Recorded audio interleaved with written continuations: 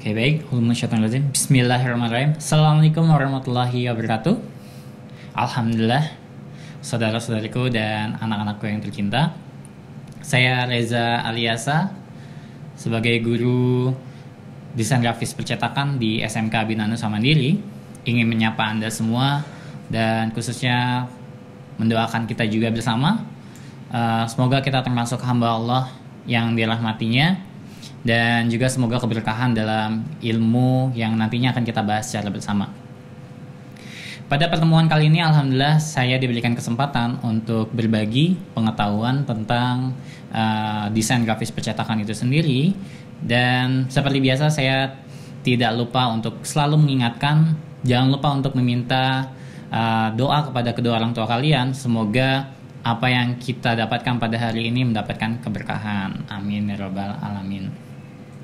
Oke, tentunya pada desain grafis percetakan yang akan kita bahas bersama, kita akan mencoba membahas tentang desain isometrik. Saya yakin teman-teman semua, terus anak-anakku mungkin ada beberapa yang sudah mulai mempraktekkan tentang desain isometrik itu sendiri melebihi saya. Cuma di sini saya ingin berbagi aja, sharing. Mungkin ada yang akan terinspirasi dan bisa membuat jauh lebih hebat dari saya.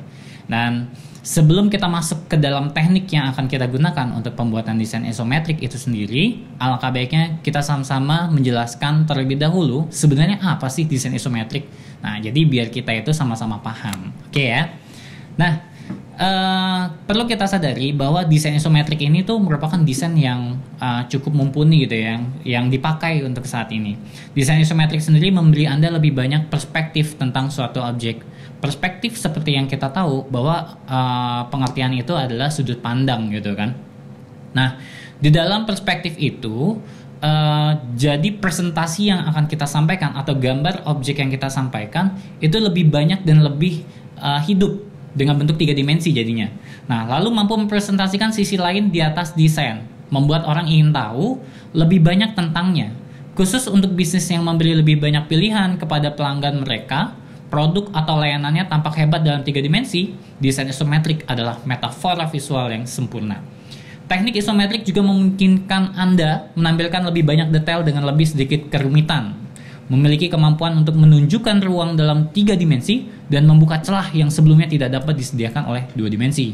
Tentunya kita sadar banget bahwa 2 dimensi itu ada batasan di sana gitu kan. Kalau kita ngelihat desain flat design khususnya yang 2 dimensi itu ya depannya aja kan. Tapi ketika kita sudah bermain isometrik, tentunya di sana ada hal yang baru. Oke.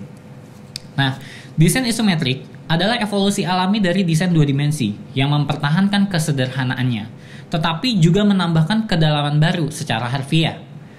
Nah, berikut adalah 3 karakteristik desain 2 dimensi.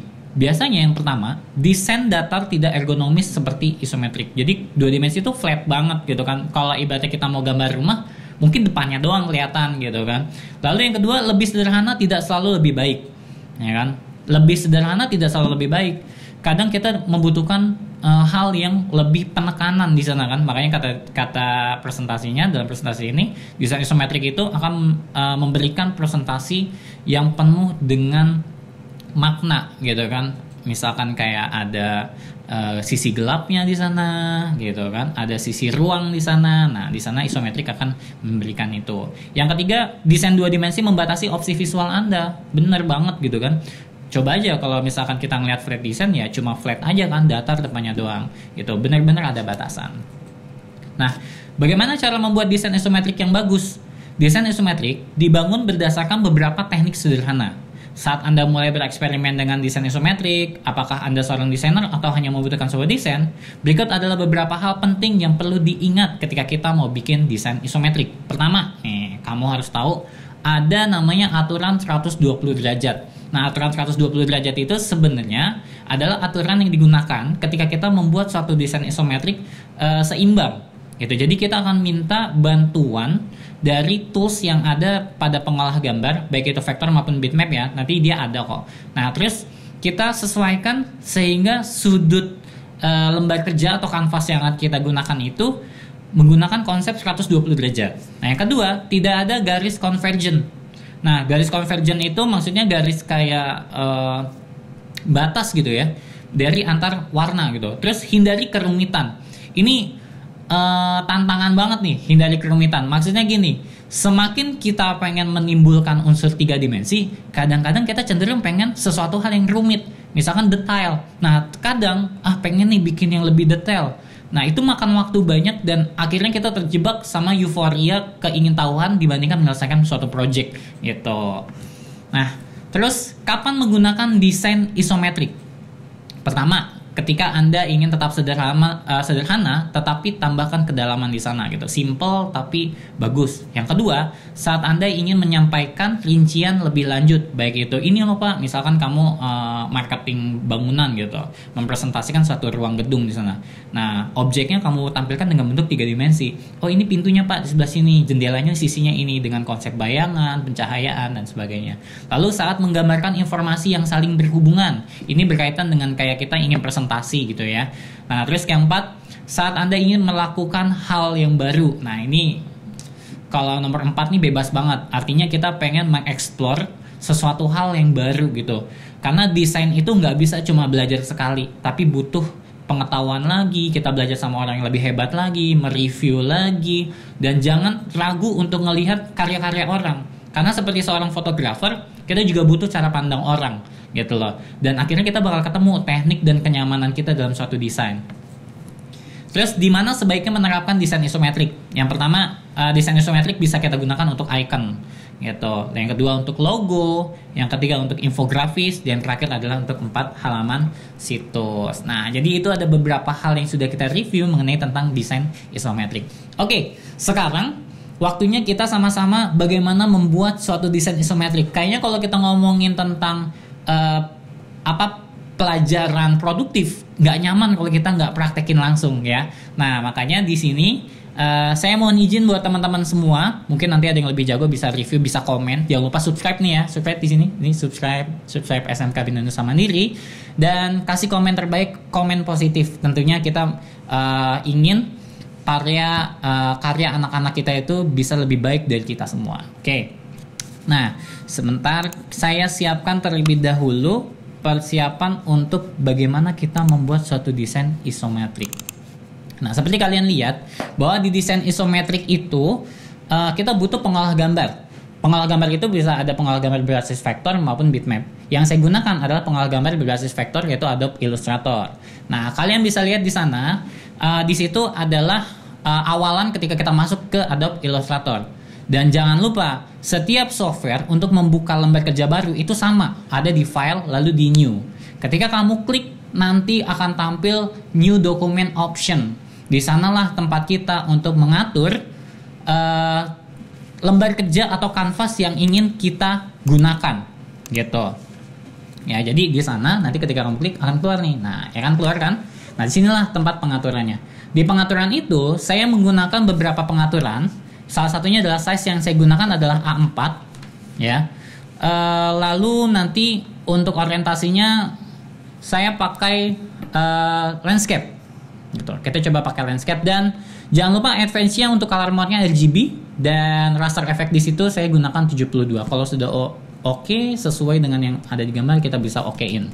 Nah, maka tampil lembar kerja seperti ini. Nah, ini kita kadang suka sebut lembar kerja atau kanvas. Nah, setelah itu yang kita lakukan, kita akan mencoba untuk membuat bantuan desain isometrik itu menggunakan rectangular grid tool.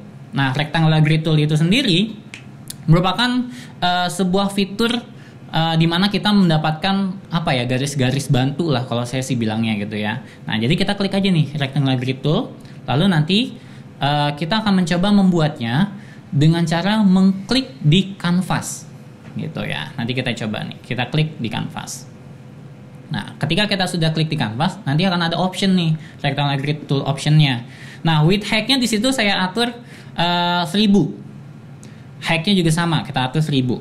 Terus number horizontal divider sama vertical divider saya tulis 75. Ini yang mengatur kotak-kotaknya gitu. Jadi nanti kalau kamu pengen lebih kecil atau lebih besar kotaknya, bisa kamu atur tuh di horizontal divider sama vertical divider. Kalau sudah oke.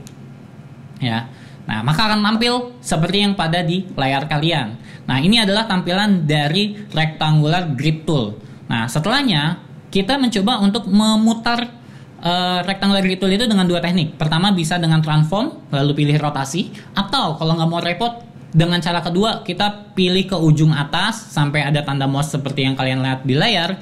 Lalu kita klik dan drag ke kanan sehingga nanti akan berubah posisinya.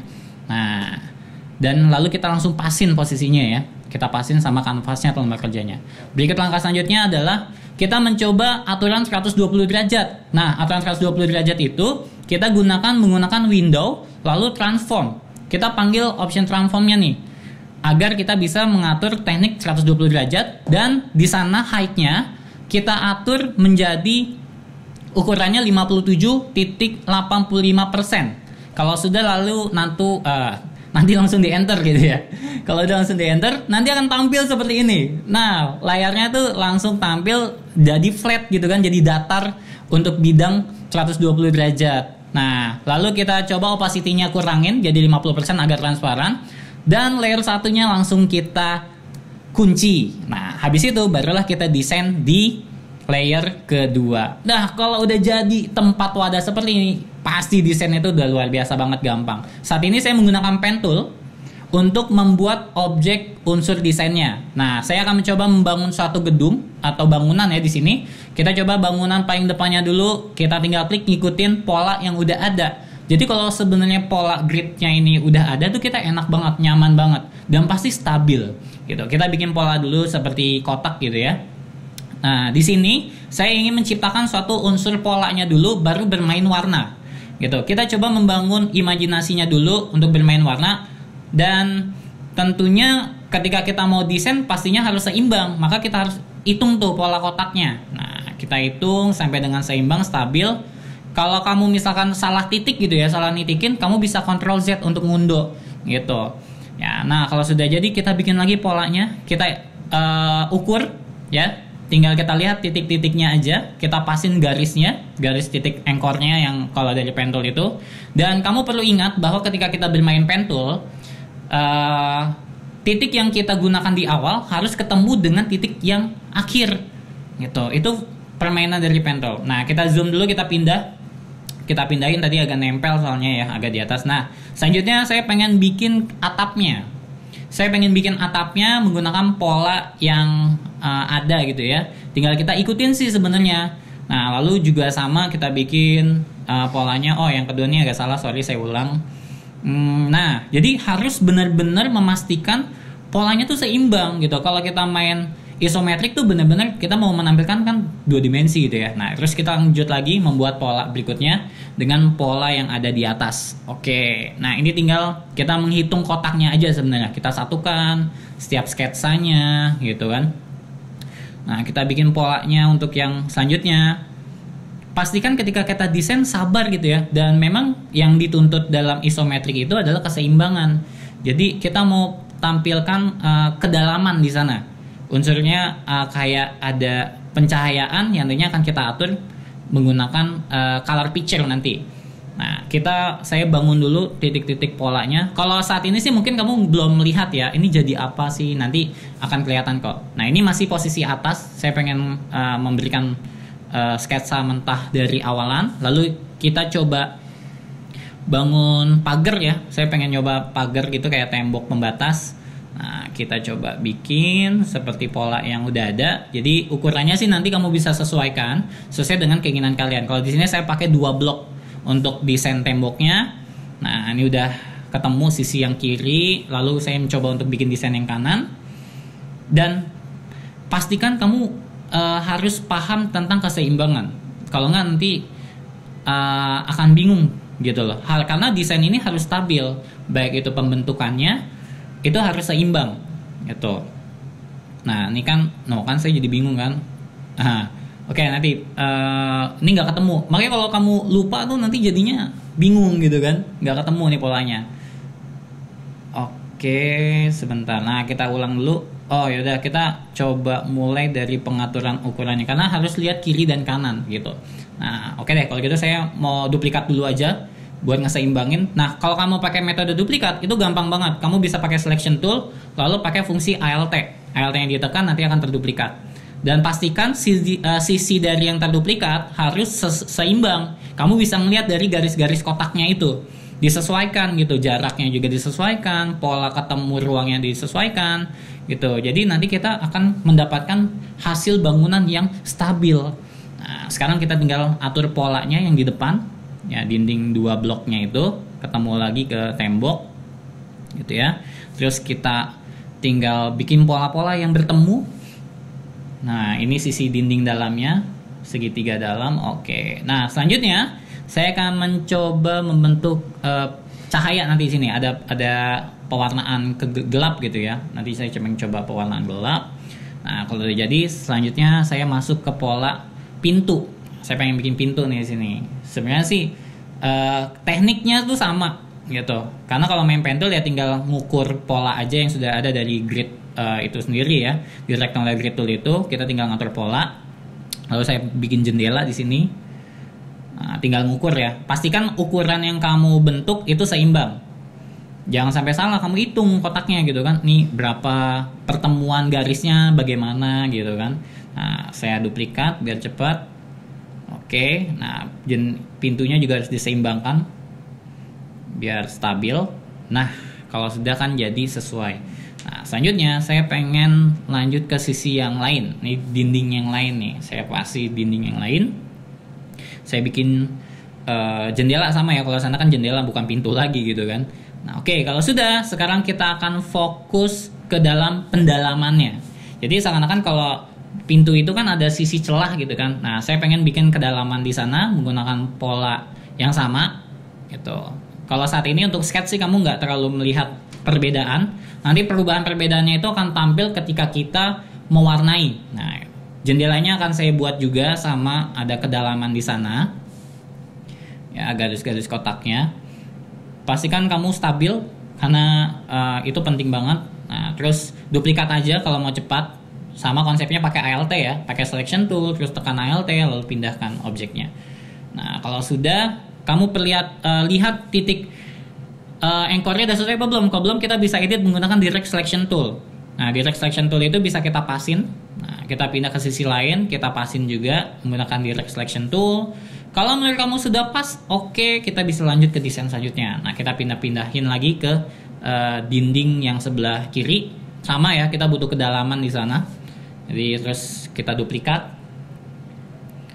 Nah, jadi biar nggak capek gitu kan, kita duplikat aja langsung. Sebentar, pakai Alt jangan lupa ditekan. Nah, kalau sudah nanti dipasin tentunya. Jarak juga harus kamu hitung, per bloknya itu kamu hitung. Nah, kalau sudah pas, oke, sudah jadi, barulah kita akan bermain warna. Nah, kita coba dindingnya kita rubah pewarnaan dari gedungnya yang pertama ya. Untuk bahan-bahannya kita pakai abu-abu, yang ini juga agak lebih terang. Perhatikan untuk pewarnaan dari sudutnya gitu. Nah, terus ini saya pakai abu-abu yang lebih terang. Atasnya sepertinya saya ingin mencoba untuk membuat warna merah. Nah, terus sisi yang gelapnya saya akan gunakan pakai eyedropper dan selection picture ya. Nah, warnanya jadi agak lebih gelap. Lalu ini saya kasih warna coklat. Sisi sudut yang ini mungkin coklatnya agak lebih gelap gitu ya, jadi kayak agak dalam. Nah, di dalamnya abu-abu yang tidak berbeda jauh sama kotak dalamnya, sehingga nanti akan mempresentasikan bahwa oh, itu atapnya ada lokasi untuk kita berdiri gitu kan. Nah, di sana ada celahnya di sana. Nah, selanjutnya saya akan bermain ke tembok, warnanya sama aja. Ingat, perhatikan pencahayaan harus stabil. Sisi yang mana yang mendapatkan cahaya, sisi mana yang kurang mendapatkan cahaya, itu harus lebih gelap. Nah, kayak warna merahnya, coklatnya gitu kan. Ini coklat atas nih terlihat sama. Yang ini saya pakai coklat hitam ya, karena kan posisinya kayak agak gelap gitu. Nah, kalau sudah jadi, selanjutnya yang saya gunakan adalah untuk pewarnaan jendela. Nah, jendela ini saya mencoba untuk memakai warna hijau ya, tapi hijaunya agak ke biru-biruan gitu. Nah, seperti ini. Nah, ini nih yang saya bilang pendalaman. Jadi warnanya agak digelapin supaya nanti warnanya jadi kayak seakan-akan tuh pintunya tuh agak lebih menonjol ke dalam gitu kan. Itu kaca soalnya kan. Nah, lalu kirim semua objek itu ke send to back. Kirim ke belakang gitu. Jadi objeknya ada di posisi paling belakang. Nah, kita pakai eyedropper aja biar cepat. Jadi kita blok dua objek gambar tadi, kita pakai eyedropper, kita klik, nanti warna akan secara otomatis akan tersimpan. Gitu. Ini fungsinya pakai eyedropper.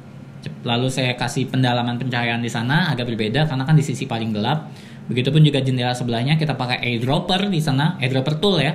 Nah, kalau sudah jadi kita mencoba untuk membuat kaca, kilau kacanya ya, kilau kacanya kita bikin. Nah, kita atur polanya seperti ini, bikin segitiga, lalu kita rubah warna hijau dan kita coba atur untuk opacity-nya kita kurangin. Ya, opacity-nya kita kurangin menjadi 60%. Begitupun juga dengan jendela, ini kita send to back sehingga tidak ada di depan dinding gitu kan. Nah, gambarnya biar ada di paling belakang. Nah, kita ulangin polanya untuk jendela juga sama. Kita ulangi polanya, kita bikin pencahayaan jadi seakan-akan kayak kena sinar matahari gitu ya, ada perbedaan di sana. Lalu kita bisa duplikat ke jendela sebelahnya. Pastikan ketika kamu duplikat itu harus seimbang. Tapi kalau kamu ngerasa nggak seimbang, jangan dipaksa gitu, jangan dipaksa. Lebih baik ngulang dari awal gitu ya. Kita ulangin aja, takutnya nggak pas gitu kan. Kita ulangi, kita bikin. Kalau sudah, kita bisa pakai eyedropper atau langsung pakai manual. Opacity-nya kita kurangin 60%. Lanjut ke sisi berikutnya, kita mencoba membuat juga sama pencahayaan ya di sana. Lalu kita bisa pakai eyedropper langsung biar otomatis. Jadi kita bikin polanya yang kedua juga sama. Kita bikin pencahayaan, kita eyedropper juga udah jadi. Dah, ini hampir udah jadi nih. Sekarang tinggal bikin wadahnya. Gitu, kayak tempatnya dia nih. Saya bikin pola tanahnya dulu kayak aspal gitu ya. Kayak kita bikin segi 4 sebenarnya, cuma kayak ketupat gitu ya. Nah, terus kita bikin polanya. Ingat polanya harus seimbang gitu ya. Nah, terus kita rubah, mungkin saya rubah menjadi abu-abu kali ya. Lalu send to back. Seperti biasa, arrange send to back untuk ngirim dia ke posisi paling belakang gitu. Lalu kita bikin pola untuk lebih bagus untuk 3 dimensinya. Kita bikin pola ini lebih gelap karena kayak tanah gitu kan. Dan kita akan mendapatkan sebuah objek seperti yang pada tampak di layar kalian. Nah, objeknya udah jadi nih guys. Ya, jadi luar biasa banget untuk pembentukan bermain dengan isometrik. Itu sangat sederhana. Nah, ini bisa kita lihat polanya udah jadi ke tengah. Nah, itu adalah desain dari isometrik. Nah, saya pikir teman-teman mungkin bisa lebih hebat dari saya untuk membuat desain. Itu salah satu beberapa teknik-teknik yang biasanya digunakan untuk desain isometrik. Dan perlu kalian ingat tadi di presentasi bahwa isometrik itu dipakai untuk icon, logo, infografis, maupun website. Mungkin itu saja yang bisa saya sampaikan untuk pertemuan kali ini. Jangan lupa tetap tonton terus SMK Bina Nusa Mandiri. Jangan lupa subscribe karena mungkin akan ada beberapa materi-materi baru dari kita semua untuk kalian semua. Dan saya yakin, saya doakan kita semua bisa lebih hebat lagi, bisa lebih baik lagi. Dan khususnya buat anak-anak multimedia, siapapun kalian, kita tampilkan karya-karya terbaik kita menggunakan grafis-grafis yang luar biasa. Saya Reza Aliasa, mohon undur diri. Terima kasih. Mohon maaf apabila ada kesalahan. Kurang lebihnya, Assalamualaikum warahmatullahi wabarakatuh.